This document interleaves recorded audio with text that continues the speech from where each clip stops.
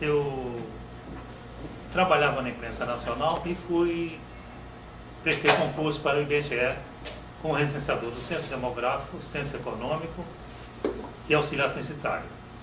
No trabalho de demográfico, já comecei a me apaixonar pelo serviço quando tive um chefe importante, chamava-se Heitor da Câmara Veloso. Era do Censo 40 e era um homem realmente compreensível e que nos deu uma noção de responsabilidade com relação ao trabalho a ser executado. Ao terminar o censo demográfico, passei para o censo econômico, recenseador dos censos econômicos. Fiz 3 ou 4 setores e fiquei no finalzinho para fechando coleta de alguns setores econômicos. E logo após, a minha ideia não era trabalhar internamente, porque eu tinha um serviço fora, que era o serviço da imprensa nacional, e trabalhava no jornal também na época. Mas me apaixonei tanto pelo serviço que acabei entrando no IBGE em fevereiro de 1951 na parte de crítica dos censos econômicos. Lá também conheci pessoal do Censo 40, ótimas pessoas, e inclusive chefes muito bons. Foi Ovidio de Andrade Júnior, Florentino Viana Anstad, acompanhei com ele até 80 e poucos, ótimo, um homem do censo industrial. Tivemos também na parte comercial Sebastião de Oliveira Reis e na parte de serviços José Romero Pereira da Silva. Todos do Censo 40, ótimas pessoas.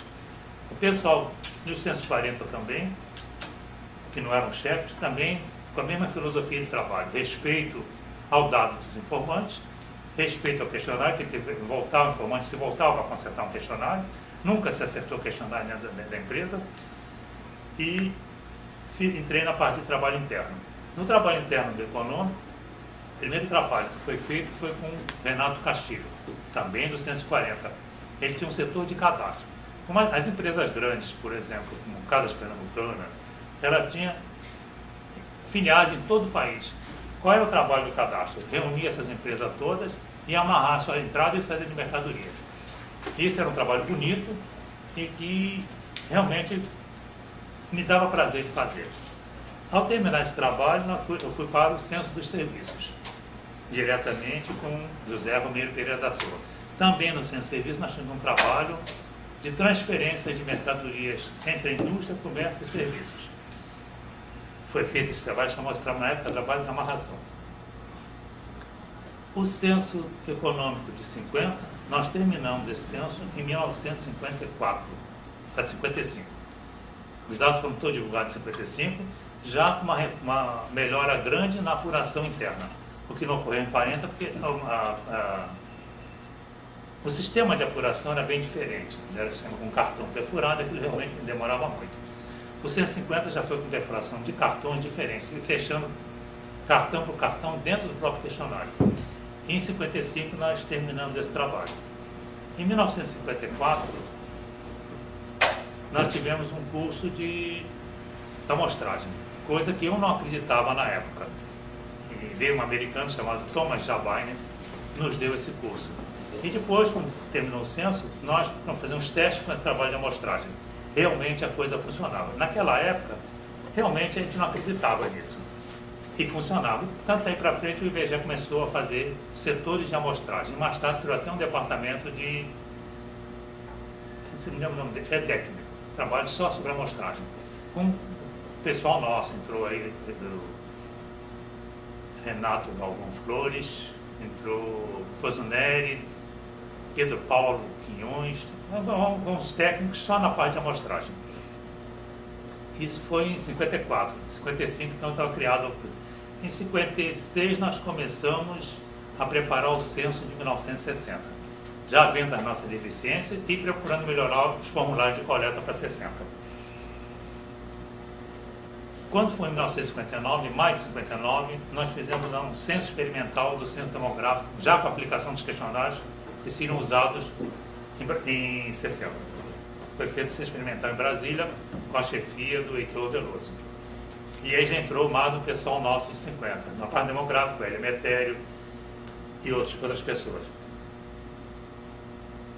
O censo experimental demográfico valeu muito para mim também, com experiência de campo. Minha experiência era no Rio de Janeiro, já passei a ter uma experiência de demográfico no campo. viemos ao censo de 60. Fizemos o lançamento do censo demográfico de 60 e o censo econômico de 60. Nós estávamos com esperança de que o censo seria ótimo, mas problemas políticos, que foi a mudança de governo, entrou o Jânio Quadros entrou e ele cortou as verbas, cortou tudo. Nós tivemos que viajar para salvar a coleta, até com o dinheiro do nosso próprio bolso. Estadia, alimentação, tudo. A gente só dava umas passagens, nós tínhamos que acertar no campo. Mas valeu a pena, porque realmente nós salvamos todo o material do censo de 60. Com algumas falhinhas, mas salvamos tudo. E apuramos o censo de 60. Quando chegou em 60, demoramos mais, foi 67 mais ou menos, que nós terminamos todo o censo de 60. Prejudicamos algumas coisas, alguns questionários foram prejudicados, porque realmente enquetes especiais financeiras, radiodifusão, algumas coisas foram realmente sacrificadas porque não dava mais para fazer. E continuamos planejando aí o censo de 70, que para mim seria o grande censo, seria o de 70. Foi muito bem planejado, todo ele muito bem planejado, fizemos desdobramentos de questionários, melhoramos realmente a coleta do 170. Fomos ao campo para acompanhar a coleta. No acompanhamento da coleta, nós vimos que nós tínhamos uma série de defeitos de planejamento. Um planejamento sem a ida ao campo, realmente, no espaço de 60 a 70, o Brasil deu um pulo muito grande. Economicamente, foi um pulo muito grande. E nós não acompanhamos esse pulo. Nós ficamos dentro de um ar-condicionado, planejando coisas. E realmente aí foi o nosso defeito. Tivemos que ir ao campo, principalmente a São Paulo. Nós ficamos 2 anos em São Paulo, revendo toda a indústria, porque a parte da indústria, que era a indústria, fazia um tipo de produto e vendia aquele tipo de produto. A indústria passou a ser complexos industriais. Então, o que era uma fábrica só, passou a ser 5, 6 fábricas. O que a indústria fazia com manutenção de fora, tratava uma manutenção de fora, com a perda de tempo, eles resolveram fazer a sua manutenção interna. Então, tinha manutenção de motores, todo equipamento, tudo era feito dentro da própria indústria. Aí era um complexo industrial. Então, em cima disso, nós tivemos que reformular os questionários e trabalhar uma outra linha da realidade do país. Aí tivemos a compreensão da coleta, que a coleta também não sabia, e corremos o Brasil todo. Nesse trabalho, nós tivemos uma pessoa muito importante, chamada Florentino Viana Rasta. O homem entendia de indústria. Ele era um cara compreensível, não tinha hora para trabalhar. Nós saímos do hotel às 5 da manhã, para chegar numa indústria às 6 da manhã, uma Volkswagen, a gente entrava às 6 da manhã. E cada vez que você ia lá, a gente aprendia mais coisas. Tinha indústria, dentro de uma indústria, onde você descobriu um questionário, você passou a descobrir 30 questionários. E descobrimos também que o Brasil não fabrica automóveis. O Brasil monta automóveis. Isso também era outra. Para nós era uma indústria automobilística, não é. E foi, realmente, 70 foi trabalhoso, mas foi bom. Foi bom, realmente mudamos tudo. Passamos a ensinar o pessoal da rede de coleta. Muita coisa que nós aprendemos em São Paulo foi reflexo para o resto do país. Tivemos paciência, a agência de coleta também teve paciência conosco, e nessa fase nós percorremos bem uns 3.000 municípios no país. Foi um sacrifício muito grande nosso, mas valeu a pena. Aí é que eu lembro do pessoal de 40, que tiveram muita compreensão conosco, nos ensinaram muita coisa. Eles podiam até ter uma retração, porque o pessoal novo de 50 tem que ter uma retração. Eles foram realmente, tiveram compreensão conosco em todas as áreas, né? Você pega o Renato Castilho no cadastro, pegava a Luísa Nome de Abreu, Nalma Bahia, a Luísa Vilhena de Azevedo, entende? O próprio Dr. Ovidio era um cara espetacular, isso na área econômica. Passamos a ver também algumas indústrias que estão ligadas à indústria rural, na agricultura. Entende? Aí valeu a nossa interligação com a parte agrícola, que aquilo tinha que ser tudo integrado. E houve realmente entre nós, né, um trabalho muito grande e sempre com um objetivo, mostrar a melhor qualidade para o cliente, no caso, dependia da nossa estatística.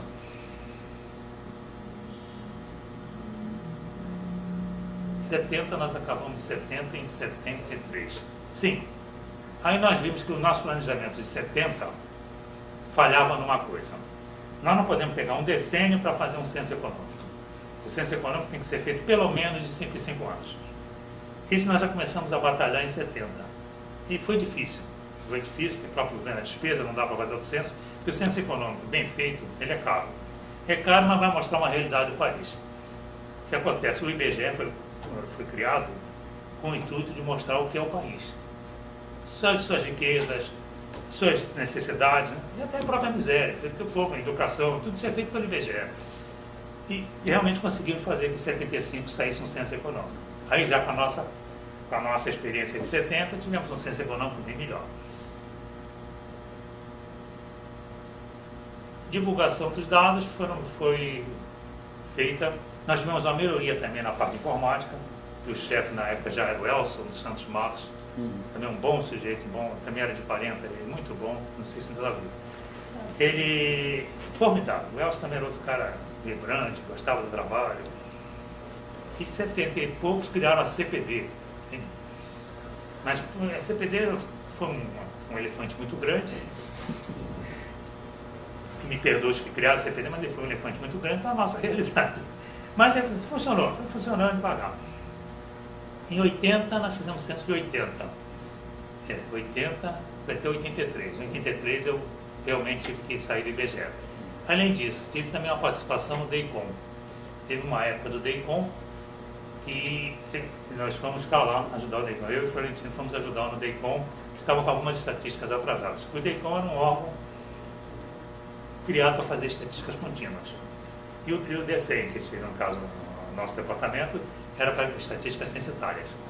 Então o DEICOM, o que é que nós fazíamos? Em cada decênio nós levantávamos o censitário. E o DEICOM era fazer estatísticas anuais, inclusive com pesquisa até mensagem, parte industrial. E isso aí também o DEICOM sofreu influência nossa, porque se nós estamos levantando, nós estamos criando um critério de indústria diferente, eles só podem acompanhar o nosso critério de indústria, que era o critério que nós tínhamos 60. Houve a melhoria também no DEICOM, influenciamos muito no DEICOM, mostramos o que ia acontecer com o DEICOM, o que aconteceu com o censo econômico. E o DEICOM também procurou se aperfeiçoar. Mas o que eu posso falar sobre o DEICOM, o censo econômico? Foi realmente, me apaixonei pelo serviço do IBGE, gostava do IBGE, passamos a ter um entrosamento também maior em determinadas épocas, quando viajávamos com a geografia, onde eu conheci grandes amigos na geografia, que é outro trabalho diferente, mas também valia. Outra coisa também que eu participei muito foi na base geográfica. Quando foi em 60, pela Revolução, 64, por aí, nós tivemos que tomar conta da base geográfica, que era outra criação do Brasil, outra criação nossa, e que o Brasil precisava mostrar todas as suas delimitações. E havia muito desdobramento de município. Cada desdobramento de município implicava em que a base geográfica fosse ao campo e que o próprio Conselho de Geografia também entrasse no campo. O geógrafo tinha que estar lá e o estatístico tinha que estar lá. Porque naquilo tudo se dividia os distritos, as unidades industriais, comerciais de serviço que passavam para cada município de desdobramento. Isso também foi um trabalho muito bonito. E para 70, nós também tivemos que refazer todos os mapas da base geográfica. Isso também eu participei um pouco. Mas eu só aprendi no IBGE muita coisa. Aprendi a conhecer melhor o país. Viajei muito, conheci muito melhor o país. Tive também numa fase que eu fui para o Centro Demográfico no Pará. Fiquei 90 dias lá resolvendo todos os centros demográficos do Pará, porque realmente estava meio complicado. Não ficou um trabalho bom, mas pelo menos salvei a coleta do Pará, servi para alguma coisa. Nós temos que fazer um cadastro de empresa já para 80. As grandes empresas nós tínhamos um tratamento diferente. Aí nós tínhamos que ter um tratamento para a grande empresa, que não é mesmo, para tratar um armazém. Né? E nós fizemos o cadastro das grandes empresas. E aí também tem outro probleminha. Que a grande empresa no país não é aquela que está lá no capital elevado. Você vai para a área da Sudã, me perdoem falar isso, mas tem que falar, a Sudene e a Sudã, as grandes empresas estão lá, capital alto. Eu fui procurar grande empresa no Pará, entende? Eu fui procurar grande empresa no Amazonas. Cheguei lá e encontrei um barraco de madeira, não tinha nem gente lá para morar. Onde morava o cara? Na Oswaldo Cruz aqui. E o dinheiro está lá no nosso país, tem financiamento. Isso está se vendo agora com algumas coisas, mas também vão desaparecer. E fizemos um cadastro das grandes empresas. Essas empresas nós temos que dar um tratamento especial, porque realmente elas merecem, é o que movimenta o país. Outro trabalho também grande é os supermercados. A evolução dos supermercados foi uma coisa interessante. O primeiro supermercado que criou, se não me engano, foi na Paraíba do Sul aqui. Cobertores Paraíba. Não sei qual é o município agora, Jacareí, por aí. Cobertores Paraíba. Foi o primeiro supermercado no país. Depois tivemos um lá no sul, Porto Alegre, nos Alemães. E aí foi criando supermercados. Supermercados, o que acontece? Você tinha no supermercado, pelo critério antigo de comércio, você tinha um açougue, você tinha um armazém, você tinha uma padaria, que era industrial, né? Você tinha perfumaria. Quer dizer, quantas lojas comerciais você tem dentro do supermercado? Isso também tinha que ser definido por nós. Foi aí que nós reformulamos o questionário comercial, criando itens como se fosse pegando todo o supermercado, sem pegar naquele supermercado, fazer 5 estabelecimentos comerciais que não são.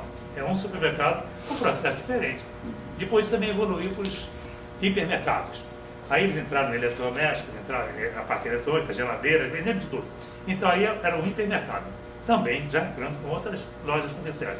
Isso também, no próprio questionário nós formulamos toda essa parte, de maneira a pegar uma unidade comercial com diversas coisas. E pegando a indústria também. Na Volkswagen, por exemplo, os trabalhos que nós fizemos na Volkswagen levam uns 3 meses. É uma organização de tanto. Nós visitamos todas as indústrias automobilísticas para definir o que realmente tem ali dentro. A Volkswagen, por exemplo, tem 2 padarias ali. Bom, na época que eu fui lá, a Volkswagen tinha 27 mil operários. Ela produzia pão muito mais que toda a Avenida São João, o sul da Avenida São João. Então essas 2 padarias têm que ser identificadas separadas. É uma produção de pão. Senão você perde essa produção de pão. E você não pode misturar massa, farinha de trigo numa peça de automóvel. Então essa é uma indústria diferente. Todo esse trabalho nós temos que explicar realmente aos empresários. Eles todos entenderam isso e mostraram que realmente eles tinham que ter a identificação da matéria-prima para cada tipo de indústria. Isso foi um trabalho muito bonito e foi trabalhoso, mas valeu a pena porque nós trocamos ideias com os empresários. E eles viram que o nosso objetivo era só mostrar o crescimento do país. Nós tínhamos, por exemplo, várias indústrias, cada tipo de indústria nós tínhamos um questionário. Cada tipo de serviço nós tínhamos um questionário. Então o licenciador ia para o campo, por exemplo, no centro de serviço eram 5 questionários. Aqui é uma sapataria, então o próprio questionário é esse aqui, um 502, se não me engano. Então cada loja que ele ia tinha para uma saloca. E às vezes ele não tinha mais. Barbearia, por exemplo, outro tipo de questionário, era 503.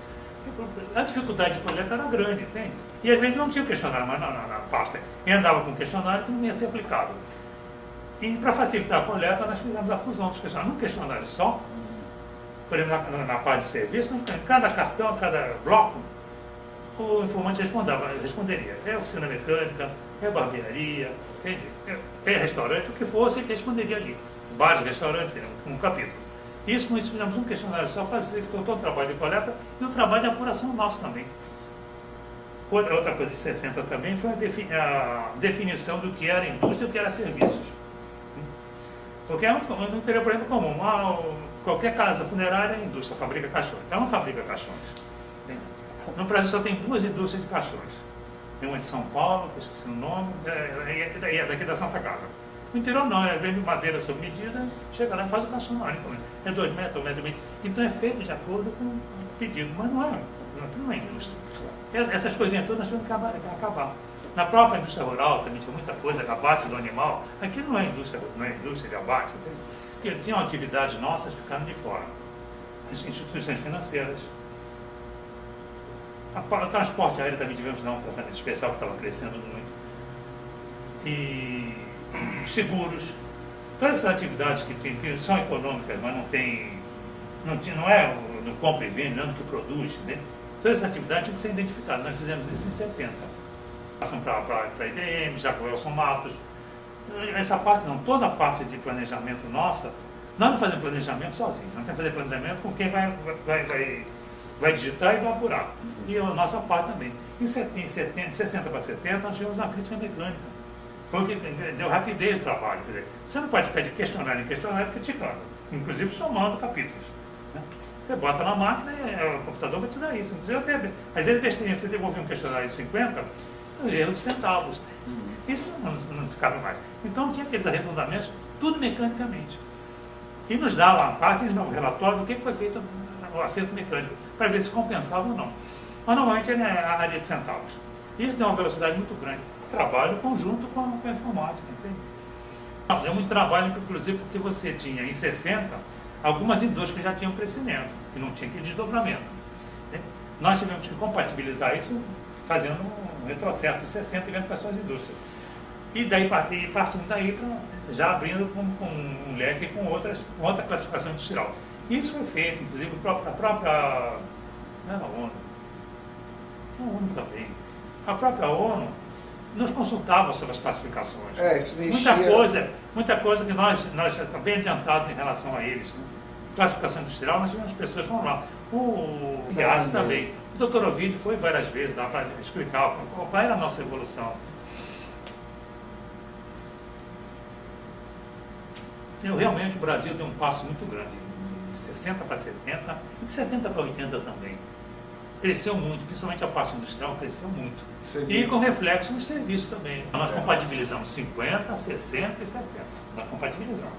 Porque o que nós tínhamos? Nós tínhamos na mão todo um arquivo na TI daquela classificação industrial. É como se fosse novamente puxar o censo de 50. Né? E com isso compatibilizamos para 70.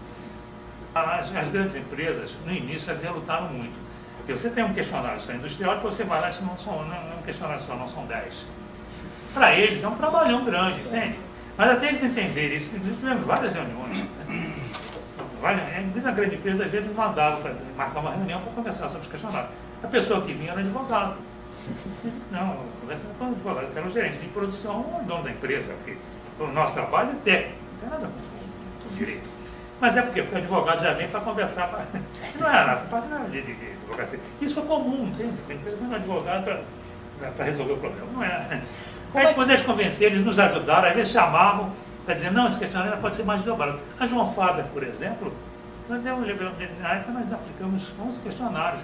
Depois ela nos ligou para dizer, não, tem mais 2 questionários que tem que ser feitos. Para poder fechar a nossa matéria-prima e as transferências, tem mais 2 questionários. Quer dizer, isso, o empresário começou a entender qual era a filosofia do nosso trabalho. O empresário, de um modo geral, eles confiavam muito no IBGE. Confiavam mesmo. Não precisa mais nada. O Exército produzia aquelas armamentos aqui no Caju e ali em São Paulo, não lugar, fábrica de explosivos. Até o IBGE, até o Exército nos deu essas informações. Produção, claro que isso vem dado no fechado, confidencial, nós não colocamos em mapa, colocamos só o total da produção. Não vamos identificar quanto foi produzido de armamentos. Mas até o IBGE, até o Exército, que é podia dizer, não vou nem isso em plena época de revolução. Não, forneceu todos os dados. Por quê? Confia que nós vamos sigilar a coisa. Eu, quando entrei no IBGE, minha filosofia de trabalho era essa. Então, se respeitavam o dado informante, se você voltava o informante, né? E é muito comum o contador fazer um questionário no industrial. Mas o contador não tem noção da matéria-prima. Pode saber quanto gastou de matéria-prima. Mas a discriminação de uma matéria-prima ele não sabe. Isso, o empresário começou a entender. Nós íamos informante acertar. Não é negócio de acertar de qualquer maneira. Pensando, não fazemos isso. O próprio o que aconteceu com o informante? O informante acreditava na nossa responsabilidade. Isso é confiança. Normalmente os informantes nos dão bem. Quer ver o que mais nos dá fornecer dados? São os pequenos estabelecimentos, das favelas, das margens das estradas. Eles informam bem. E aí, inclusive, nós preenchemos o questionário para eles. Nós preenchemos ele. Quanto é que gastou disso? Porque ele não tem nem contabilidade. É só para ter uma ideia do valor dele dentro da favela. Ele é um elemento importante. Ele que abastece com alimentação, às vezes é o que vem de gás. Ele dentro da favela é importante. É um homem importante na parte econômica nossa.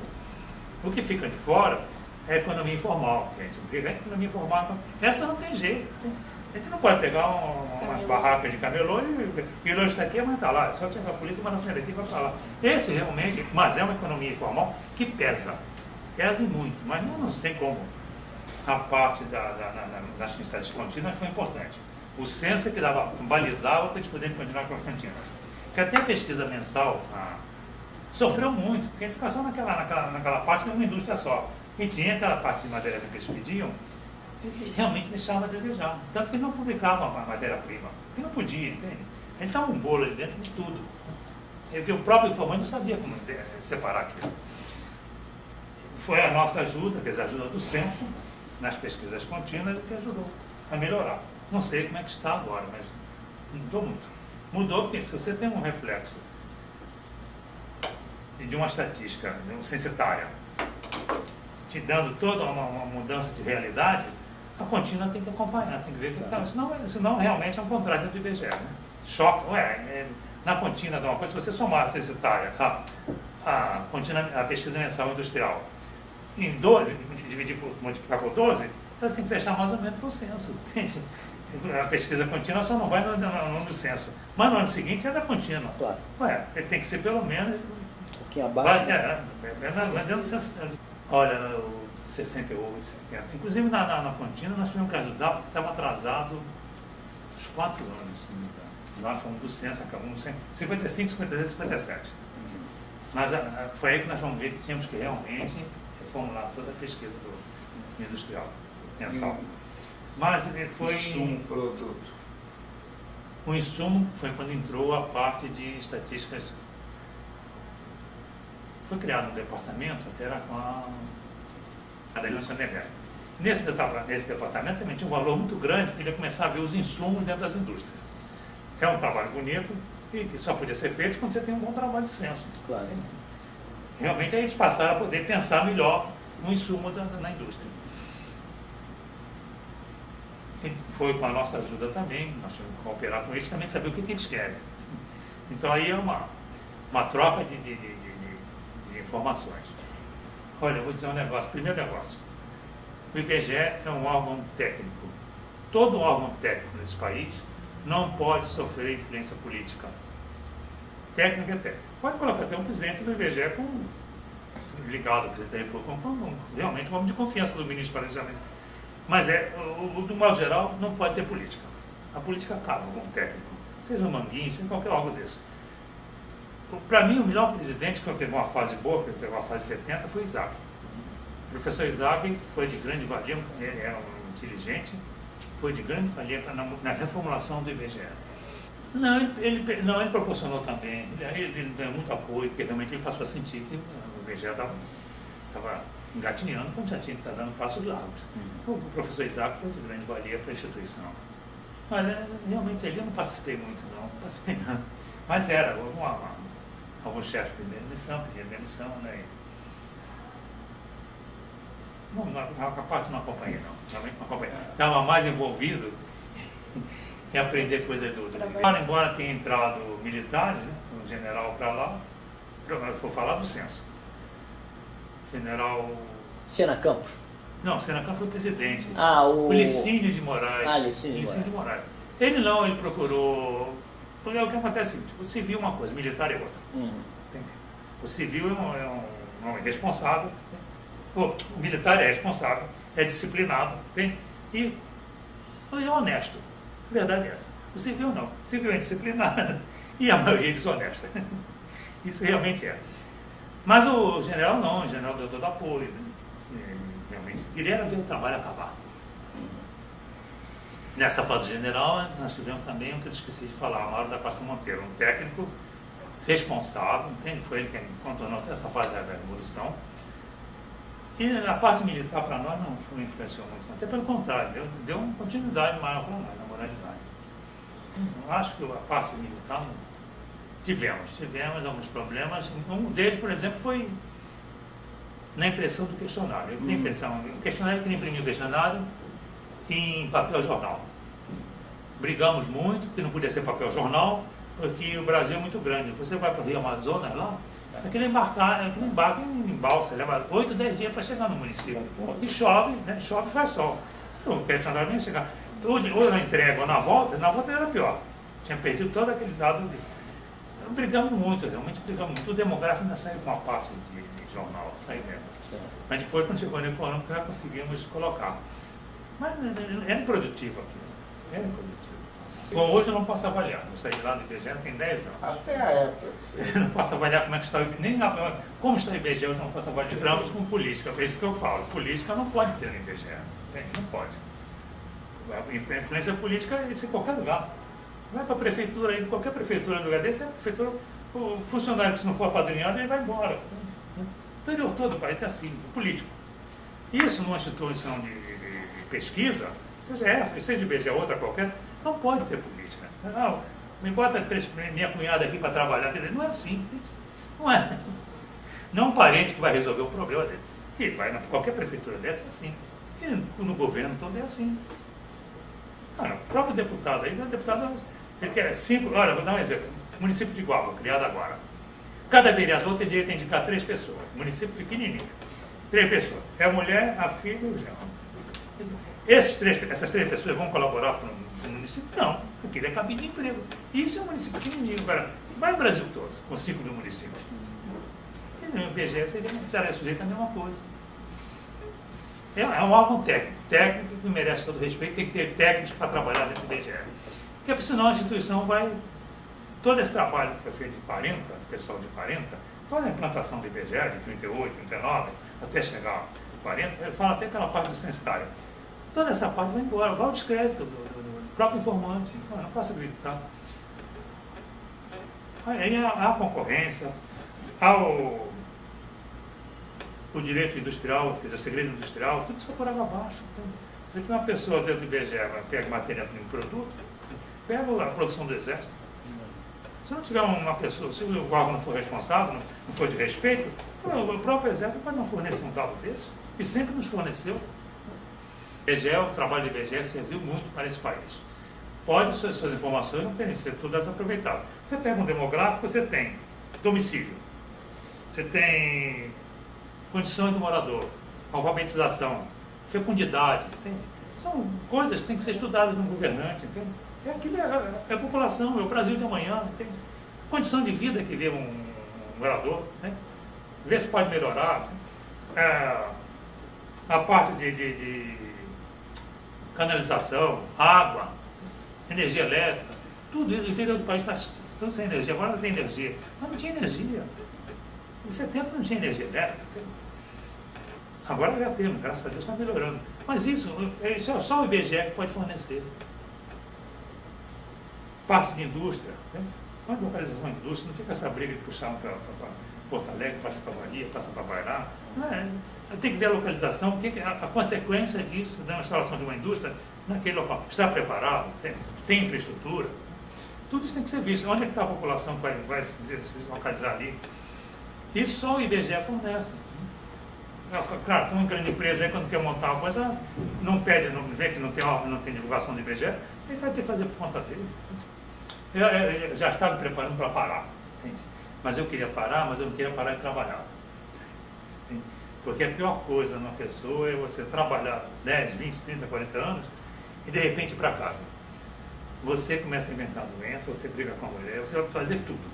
Você vai fazer em casa o quê? Então, isso tudo, eu tinha que me preparar para isso. Quando entrou o Collor, ele quis botar não sei quantos mil funcionários de disponibilidade. Eu já estava afastado da ciência econômica. Só posso dizer uma coisa, um diretor-geral veio de Brasília, me chamou no gabinete dele, cheio de funcionários, lá da mesa dele, assim, mandou me chamar. Você é audacioso. Eu continuamente disse, não sou, se audácia é sinônimo de moral, eu sou audacioso. Eu não cheguei nem perto da vida, mas ele era folgado também, ele aí, se audácia é sinônimo de moral, eu sou audacioso. Então você vai ficar encostado numa sala aqui. Fiquei um ano encostado numa sala do lado, lendo jornal, ganhando dinheiro da União sem trabalhar, lia todos os jornais e lia, e tinha cafezinho laranjada toda hora. Você vê, uma instituição que se dá o luxo de pegar um técnico, por pior que fosse, vai ficar encostado numa sala, realmente dói, né? Podia fazer, processar, fazer alguma coisa. Se tem moral, faz. Se não tem, faz isso, encosta no canto. Eu fiquei com o professor Lúcio. Naquela época, na minha geladeira estava o professor Lúcio, Madalena Vieira Pinto. Fiquei eu e ela. Ia lá sempre a Marília, tive contato com a Marília. Mas ali, nós três, salários altíssimos, tomando. E lendo jornais, eu lia os jornais todos os dias, do Rio e de São Paulo. Isso aí, que eu era audacioso. Eu não gostava de algumas coisas que estavam sendo feitas, porque, por exemplo, eu tinha, numa época, eu tinha quase 200 pessoas. Eu cheguei a uma época que cheguei a ter 1.200 pessoas. Sob o seu comando. Sob o meu comando. Época de apuração de censo, né? Eu pegava todo o galpão lá de baixo, do demográfico, tudo aquilo ali, e pegava mais em cima um andar. De 1.200 e poucas pessoas. Claro, eu não comandava aquilo, eu tinha Já tinha uma equipe que comandava, formada naquela mesma filosofia do pessoal de 40. Vai descendo, todos com responsabilidade. Produção diária, você tem, ninguém fica à toa. O bom do chefe, no caso desse, é saber organizar e controlar toda a produção. Claro. Então você controla 10, no fim você controla 1000. Desde que você comece uma base boa, você controla todo o pessoal. E realmente eu controlava. E todos colaboravam também. Não, quando eu comecei a sair foi quando entrou o Collor. O Collor já estava encostado. Então, o Collor, ele precisava de colocar em disponibilidade. Isso. Aí o chefe do departamento naquela época, coloca meu nome aí. Porque você está querendo preparar para aposentar. Coloca meu nome. Não, mas não posso fazer isso. Não, coloca meu nome aí. E ele precisava de gente para colocar. Fiquei 2 anos, eu voltei e já estava. 2 anos que eu não gostei de ficar. Eu realmente queria ser útil à instituição.